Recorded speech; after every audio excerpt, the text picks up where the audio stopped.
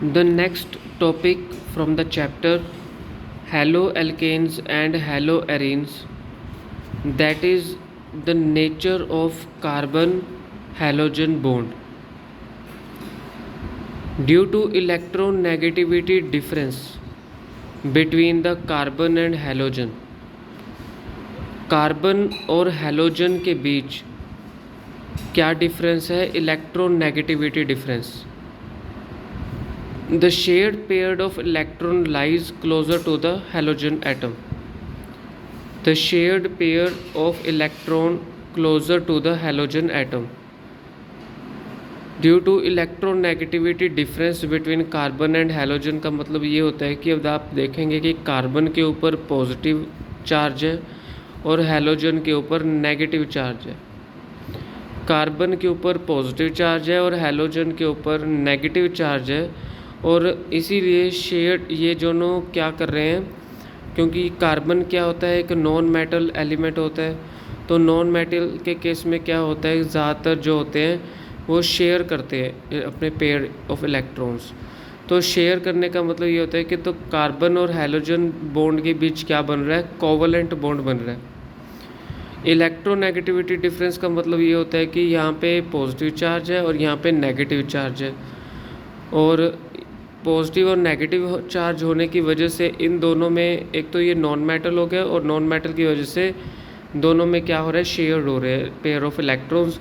इसलिए ये क्या बना रहा है, कोवलेंट बॉन्ड बना रहा है. और एक और पॉइंट इस टॉपिक में बहुत इंपॉर्टेंट है कि the size of halogen atom increase as you move down the group in the periodic table. सबसे पहले क्या आता है, फ्लोरीन आता है, फिर क्लोरीन आता है. आप ये टेबल देखेंगे 10.2. सबसे पहले फ्लोरीन होता है, क्लोरीन होता है, ब्रोमीन होता है और आयोडीन होता है. इसके जो साइज़ है, साइज़ ऑफ हैलोजन एटम, वो आपका क्या हो रहा है, इंक्रीज़ हो रहा है. आप देखेंगे कि ये जो लेंथ पर पिकोमीटर है ये इंक्रीज़ हो रही है जैसे जैसे हम डाउन द ग्रुप जा रहे हैं. Fluorine atom is the smallest and iodine atom is the largest. So the carbon halogen bond length increase हो रही है और बॉन्ड एंथैल्पी डिक्रीज़ हो रही है. आप देखोगे यहाँ पे 452 है और यहाँ पे 234 आ गया.